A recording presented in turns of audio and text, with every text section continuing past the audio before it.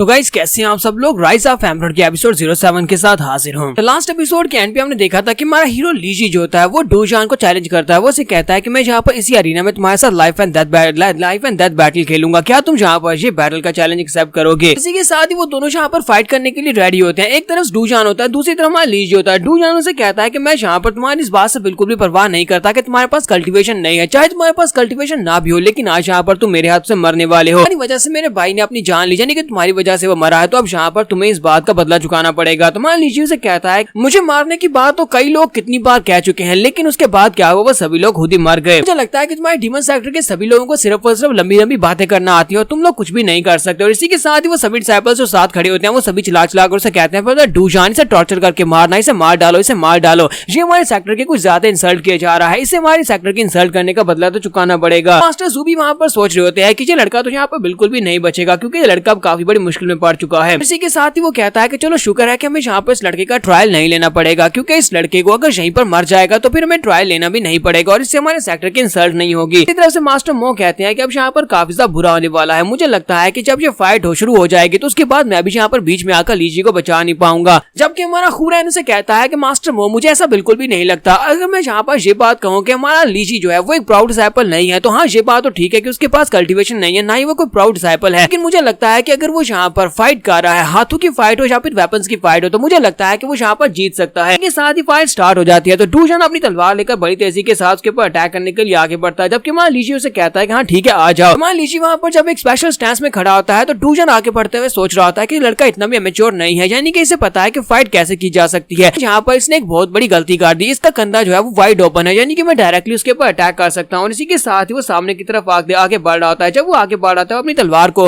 हमारे लीजी के कंधे के अंदर दंसा देता है और कहता है कि मैं यहाँ पर इस वीकनेस को बड़ी आसानी से ले सकता हूँ और मैंने इसको ले लिया, तुम्हारा बहुत बहुत शुक्रिया यहाँ पर मुझे ओपन स्पॉट देने के लिए। इसी के साथ ही बाकी के सभी लोग जो होते हैं वहाँ पर खुश हो जाते हैं और कहते हैं ब्रदर डूजान तुमने बहुत ज्यादा अच्छा किया, आप इसी तरह इसकी पूरी बॉडी के अंदर अपनी तलवार को दंसा दो ताकि इसे बहुत ज्यादा टॉर्चर किया जा सके और उसके बाद इसको मारना। तो मास्टर मो काफी ज्यादा गुस्सा आ रहे होते हैं। मास्टर मो कहते हैं कि हम लोग यहाँ पर लीजी को मरने नहीं दे सकते, ये हमारी सेक्टर का प्राइम डिसाइपल है, अगर हमारे सेक्टर का प्राइम डिसाइपल यहाँ पर मारा जाता है तो हमारी बहुत ज्यादा इंसल्ट होगी। अगर ये लोग वाकई में इसे मारने वाले होंगे तो मुझे फाइनली यहाँ पर बीच में आना पड़ेगा। जबकि हुरैन उनसे कहता है कि मास्टर आपको परेशान होने की जरूरत नहीं है, मैं आपको एक बात बताता हूँ। और इसी के साथ ही वहाँ पर रात की जो बात हुई थी वो बताता है। रात के वक्त जब वो दोनों वहाँ पर प्रैक्टिस कर रहे होते हैं, स्पार मैच करते हैं, जहाँ पर हमारा लीजी जो होता है वो इनविजिबल ब्लेड टेक्निक को उसके साथ सीखने की कोशिश कर रहा होता है, उसके साथ स्पार कर रहा होता है। तो वहाँ पर एंड के ऊपर तो हुरैन उससे पूछता है कि सीनियर ब्रदर मुझे ये तो बताओ कि मैं यहाँ पर तुम्हारे हाथों से हारा कैसे। इनविजिबल ब्लेड टेक्निक तुमने तो इसको ठीक तरह से मास्टर भी नहीं किया और तुमने यहाँ पर सिर्फ और सिर्फ मेरे मूव्स को कॉपी किया, फिर तुम यहाँ पर मुझसे जीते कैसे। तुम्हारा लीजी उसे कहता है क्योंकि तुम्हारे पास जो टेक्निक है ये तुम्हें लगता है कि तुम्हारी फैमिली की बहुत ही कमजोर टेक्निक है, फैमिली सॉरी सेक्टर की सबसे कमजोर टेक्निक है,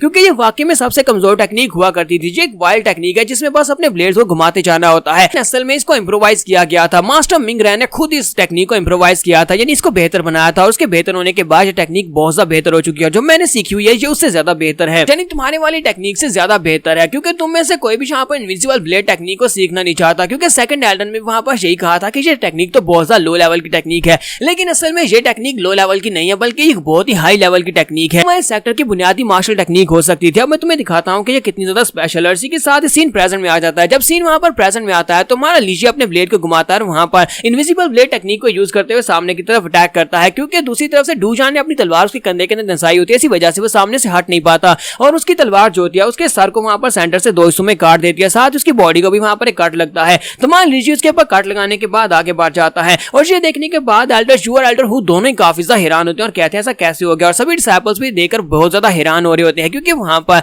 लूजान की बॉडी कटी पटी पड़ी होती है, उसकी बॉडी के टुकड़े टुकड़े हो चुके होते हैं। तो मान लीजिए कहता है कि अब तुम में से कौन आगे आएगा, चलो जल्दी से आ जाओ। तो मास्टर सू बहुत ज्यादा गुस्सा होते हैं, अपनी पावर्स को रिलीज करते हैं, जबकि दूसरी तरफ से मास्टर मो भी अपनी पावर्स को रिलीज कर रहे होता है, क्योंकि किसी वक्त भी उन्हें आगे बढ़ना पड़ सकता है। जबकि हुरैन उसे कहता है कि सीनियर ब्रदर तुम्हें यहाँ पर इतनी क्रुएलिटी करने की जरूरत नहीं थी, यानी कि इतने सालमाना तरीके से इसकी बॉडी को टुकड़े टुकड़े करने की जरूरत नहीं थी। तो मास्टर जू काफी ज्यादा गुस्सा होते हैं और कहता है कि लड़की तुम्हारी हिम्मत कैसे हुई, हमारे सेक्टर में आकर तुमने हमारे एक डिसाइपल को मार डाला। और वो जल्दी से जंप करते हुए उसके सामने पहुंच जाते हैं। मास्टर हू और मास्टर जू दोनों उसके सामने पहुंच जाते हैं, जबकि दूसरी तरफ से मास्टर मो बड़ी तेजी के साथ हमारे लीजी के सामने जाकर खड़े हो जाते हैं और कहते हैं क्या तुम लोग यहाँ पर अपने रूल्स को तोड़ने वाले हो। ये लोग इस वक्त डेथ अरीना में फाइट कर रहे थे, डेथ अरीना में लाइफ और डेथ की बैटल हो रही थी, यानी कि दोनों में से एक को मरना पड़ता, और तुम लोग यहाँ पर बीच में आकर ये क्या बकवास कर रहे हो कि जहाँ पर तुम्हारा डिसाइपल मारा गया, अब तुम्हें यहाँ पर इस बात की क्यों परवाह हो रही है। तो हू से कहते हैं कि हाँ ठीक है हम लोग इस बात को मानते हैं कि हमारे यहाँ पर रूल्स हैं कि लाइफ एंड डेथ अरीना में हम लोग इंटरवीन नहीं कर सकते, दोनों में से एक बचेगा और एक मरेगा। लेकिन इस लड़के से पूछो कि इतनी से बुरे तरीके से उसे मारने की क्या जरूरत है। इस लड़के ने यहाँ पर हद क्रॉस की है और इसे इसकी सजा तो मिलनी चाहिए। तुम्हें इस बात का बिल्कुल भी डर नहीं है कि सभी डिसाइपल्स एक साथ तुम्हारे पर अटैक कर सकते हैं। और इसी के साथ सभी डिसाइपल्स भी वहाँ पर काफी ज्यादा गुस्सा हो रहे थे, क्योंकि मास्टर हु जानबूझकर सभी डिसाइपल्स को वहाँ पर गुस्सा दिला रहे होते हैं। सभी डिसाइपल्स कहते हैं कि हम इसे मार डालेंगे, इसने ऐसा कैसे किया, हमारे ब्रसीनियर ब्रदर के साथ इसने ऐसा कैसे किया।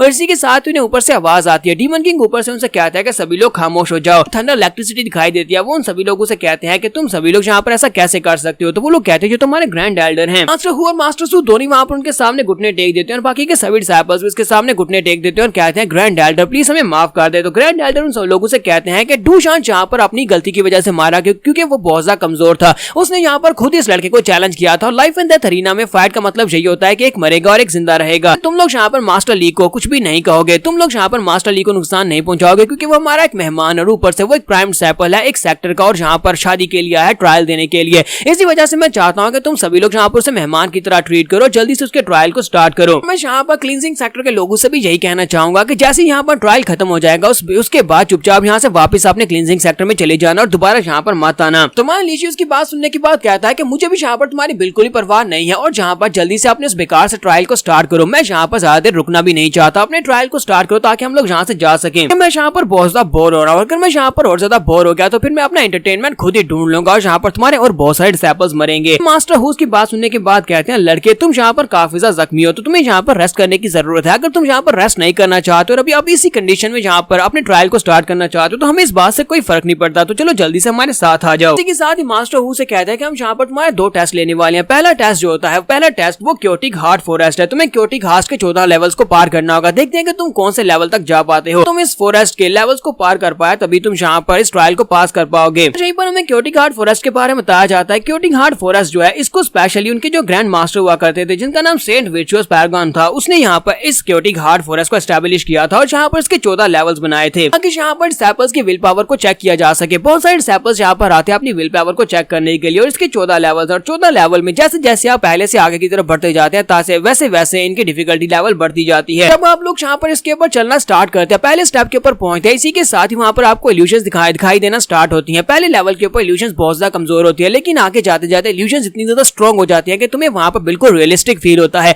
ऐसे लगता है कि जैसे वाकई में वो तुम्हारे पर अटैक कर रही है। वहाँ पर मॉन्स्टर्स, डीमंस और यहाँ तक के तलवारों के साथ भी तुम्हारे पर अटैक किया जाता है। सारे का सारा तुम्हारी विल पावर को चेक करने के लिए होता है। वहाँ पर अपनी विल पावर के साथ वहाँ पर खड़े रह सके और तुम्हें वहाँ पर जितनी भी इल्यूशंस हैं उन सभी इल्यूशन को इल्यूशन समझकर आगे बढ़ते गए तभी तुम इस टेस्ट को पास कर पाओगे, वरना तुम इस टेस्ट को पास नहीं कर सकते और तुम वहाँ पर उठाकर बाहर फेंक दिए जाते हो। मास्टर हु यहाँ पर माय लीजी से कहते हैं कि यहाँ पर आगे की तरफ बढ़ते हुए जिस स्टेप के ऊपर जाकर तुम्हें लगे कि तुम इससे आगे नहीं बढ़ सकते, तुम्हें वहीं पर से क्विट कर देना चाहिए। अगर तुम क्विट कर दोगे तभी तुम बच पाओगे, वरना तुम पागल हो जाओगे अगर तुम वहीं पर खड़े रहे। यहाँ पर हम लोग अपनी एपिसोड 07 का एंड करेंगे। एपिसोड की एक्सप्लेनेशन अच्छी लगी हो तो कमेंट करके जरूर बताइएगा। चैनल को सब्सक्राइब कर दे, वीडियो को लाइक और शेयर कर दें। शुक्रिया।